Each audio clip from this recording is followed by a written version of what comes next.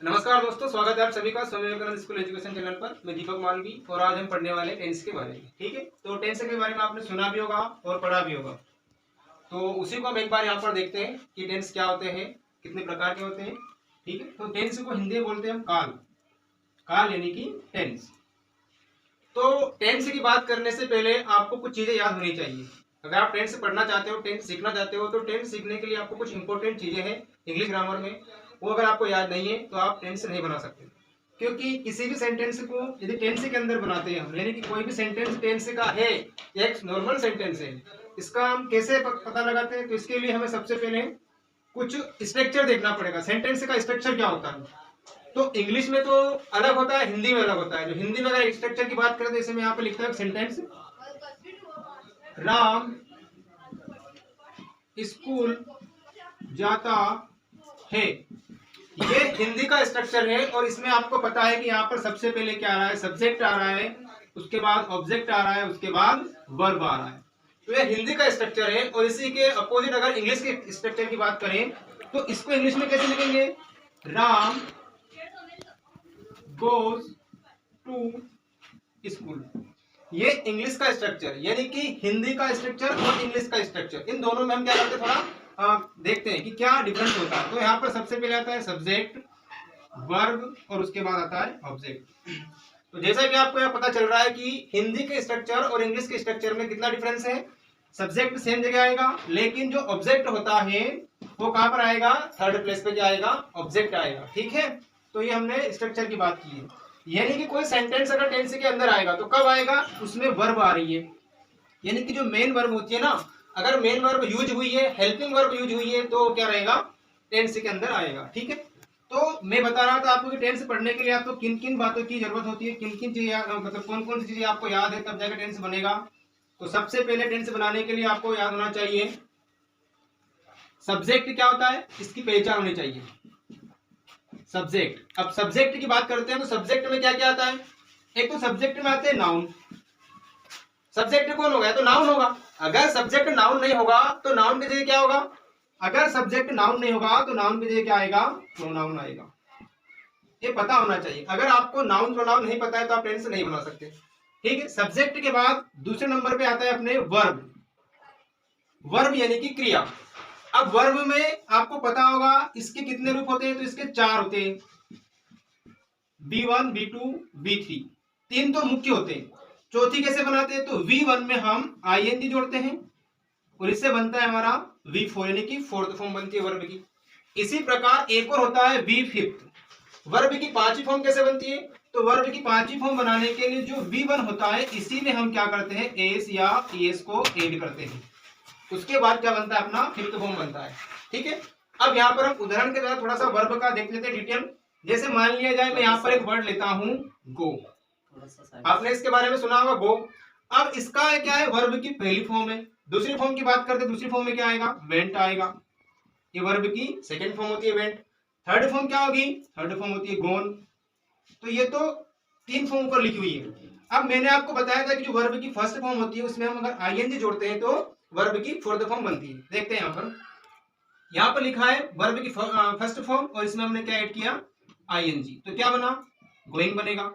और ये जो गोइंग बना है ना, यही हमारा क्या है? वर्ब का फोर्थ फॉर्म है। ठीक है, इसी प्रकार जो वर्ब की फर्स्ट फॉर्म है, अगर उसमें हम एस या ES जोड़ते हैं, कि उसको क्या करते हैं? प्लूरल फॉर्म में लिखते हैं, तो क्या बनेगा? वर्ब की 5th फॉर्म बनेगा। कैसे? यहाँ पर फिर से हम लिखते हैं गो गोइंग।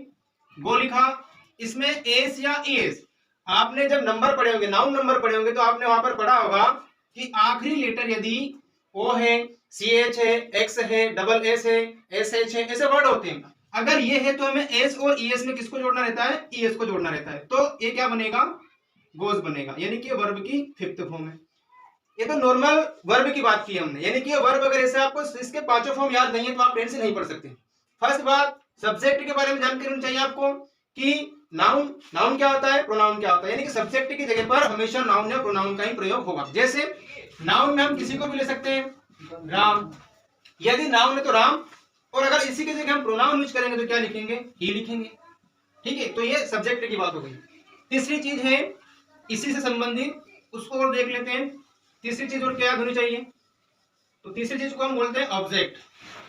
ऑब्जेक्ट भी याद होना चाहिए आपको कि सेंटेंस का ऑब्जेक्ट क्या है। अब जो ऑब्जेक्ट की बात करते हैं, इसको किसी भी सेंटेंस को लिखकर और आपको पता होना चाहिए कि इसमें सब्जेक्ट क्या है, वर्ब क्या है, ऑब्जेक्ट क्या है। तो ऑब्जेक्ट क्या होता है? ऑब्जेक्ट होता है आपका प्रोनाउन ही ऑब्जेक्ट होता है। जो प्रोनाउन है ना, ये ऑब्जेक्ट ही होता है, लेकिन कौन सा होता है? निजवाचक सर्वनाम। जैसे हम यहाँ पे लिखते हैं ना, जैसे हमने लिखा ही का क्या बनेगा? हिम बनेगा, ठीक है, ऐसे। या फिर हम लिखते हैं वी, तो ये वी क्या है? ये वी प्रोनाउन है, लेकिन जो इसका अधिकार वाला होता है ना, इसको हम लिखते हैं वी को क्या लिखेंगे? अवर। तो जो अवर है, ऐसे शब्द किसमें आते हैं? ऑब्जेक्ट में आते हैं। इसके अलावा भी आते हैं, जैसे हमने यहां पर लिख दिया राम किताब पढ़ता है। इस सेंटेंस में आपको सारा क्लियर हो जाएगा कि इसमें सब्जेक्ट क्या है, वर्ब क्या है, ऑब्जेक्ट क्या है। तो सबसे पहले दे रखा है राम, तो राम क्या है आपका? सब्जेक्ट है। पढ़ना, कोई भी काम करना, मतलब जो काम करते हैं ना, उसी को हम क्रिया बोलते हैं। यानी कि वर्ब की अगर सिंपल सी डेफिनेशन देखें तो verb is an action word. Verb is a action word, मतलब क्या होता है? एक्शन वर्ड, यानी कि कोई भी प्रतिक्रिया, क्रिया जो भी कर रहे हैं आप, वो सारी क्या है? वर्ब है। तो पढ़ना क्या हो गया अपना? वर्ब हो गया। और ऑब्जेक्ट क्या हो गया? किताब हो गया। यानी कि जिस पर काम किया जा रहा है वही अपना क्या होगा? ऑब्जेक्ट होगा, ठीक है। तो इतना आपको पता होना चाहिए। उसी के बाद आप क्या पढ़ सकते हो? टेंस, ठीक है। अब शुरू करते हैं हम टेंस के बारे में। तो सबसे पहले टेंस यानी कि काल। टेंस मुख्य रूप से 3 प्रकार के होते हैं। आपने शुरू से आप पढ़ते आ रहे हो, हर एक क्लास में आपको बताया गया होगा। जो टेंस होते हैं वो 3 प्रकार के होते हैं। कौन कौन से होते हैं? सबसे पहले नंबर पे आता है प्रेजेंट टेंस, ठीक है। फिर उसके बाद आता है पास्ट, और थर्ड होता है इसका फ्यूचर। प्रेजेंट यानी कि वर्तमान, भूतकाल और भविष्यकाल। हिंदी में भी लिख देते हैं इनको। इसको बोलेंगे वर्तमान, मैंने टेंस नहीं लिखा है पीछे, लेकिन इसमें अगर टेंस ही लगाओगे तो वर्तमान काल, भूतकाल और थर्ड रहता है अपना भविष्यकाल। भविष्य काल, ये 3 प्रकार के होते हैं। अब इन तीनों के 4 होते हैं, सब टाइप होते हैं कुल मिला के, ऐसा मान लो आप। तो वो क्या होते हैं? तो इन चारों के होंगे, सॉरी तीनों के होंगे 4 क्या होंगे? सबसे पहले होता है इनडेफिनिट। इनडेफिनिट, या इसको हम बोल सकते हैं सिंपल। इनडेफिनिट टेंस या सिंपल टेंस। दूसरे नंबर पे आता है, उसको हम बोलते हैं कंटिन्यूअस। और थर्ड होता है परफेक्ट। फोर्थ क्या होगा? Perfect continuous. जो मैंने नीचे 4 लिखे हैं, ये चारों किसके होंगे? तीनों के 4 होते हैं। यानी कि अगर हम इसकी बात करें तो प्रेजेंट इंडेफिनिट टेंस होगा, प्रेजेंट कंटिन्यूअस टेंस होगा और प्रेजेंट परफेक्ट टेंस होगा। इसी प्रकार प्रेजेंट परफेक्ट कंटिन्यूअस टेंस होगा। इसी के साथ ये भी जुड़ेंगे, past indefinite tense, past continuous tense, past perfect tense और पास्ट परफेक्ट कंटिन्यूअस टेंस। तो ये चारों होते हैं। इनके हर टेंस के 4 पढ़ने रहते हैं, और उसके बाद इनके अंदर भी होते हैं सेंटेंस। तो हम टेंस की बात कर रहे हैं, टेंस के बाद हर टेंस का एक सेंटेंस भी होता है। जैसे कि एक टेंस है, मान लिया हम पढ़ रहे हैं इंडेफिनिट टेंस, इसमें आपको सेंटेंस बनाने रहते हैं। तो सेंटेंस के टाइप आपको पता होना चाहिए कि सेंटेंस कितने प्रकार के होते हैं। तो इंग्लिश में एक तो होते हैं अफर्मेटिव सेंटेंस, उसके बाद होते हैं नेगेटिव सेंटेंस, उसके बाद होते हैं इंटेरोगेटिव सेंटेंस, और एक और होता है नेगेटिव इंटेरोगेटिव।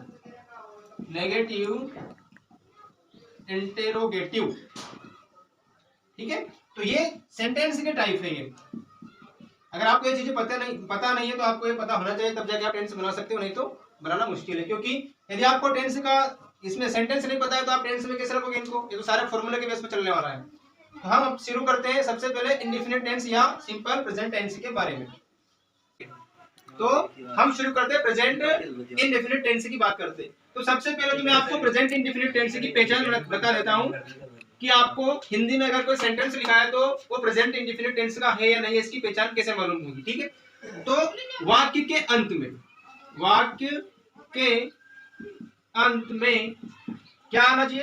ता है,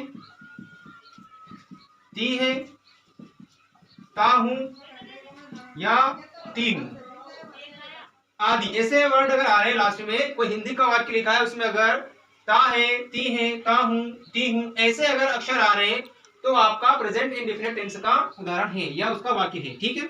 तो यहाँ पर सबसे पहले हिंदी में लिखते हैं उदाहरण। यहाँ पर मैंने लिखा राम बाजार जाता है। तो इसकी पहचान देखना है हमें। तो इसमें लास्ट में क्या लिखा है, ता है। इसमें पहचान है क्या ऐसी, इसमें लिखा है स्टार्टिंग में कि अगर वाक्य के अंत में क्या आता हो, ता है, ती है, ता हूं, ती हूं, ऐसा अगर अक्षर आता है तो वो प्रेजेंट इंडेफिनिट टेंस का सेंटेंस होगा। ठीक है, तो ये इसका सेंटेंस है। तो हिंदी की बात हो गई। अब इसको अंग्रेजी में बनाने के लिए एक फॉर्मूला है। ठीक है, उससे पहले मैं आपको बता दूं कि ये जो सेंटेंस है ये अफर्मेटिव का है। किसका है, अफर्मेटिव का। ये अफर्मेटिव का है। ठीक है, इसको नेगेटिव देखते हैं। ठीक है, सारे चारों बता रहा हूं मैं। इसमें नेगेटिव क्या होगा इसका, राम बाजार नहीं जाता है, इसका नेगेटिव हो गया। उसके बाद इसी का इंटेरोगेटिव बनाते हैं।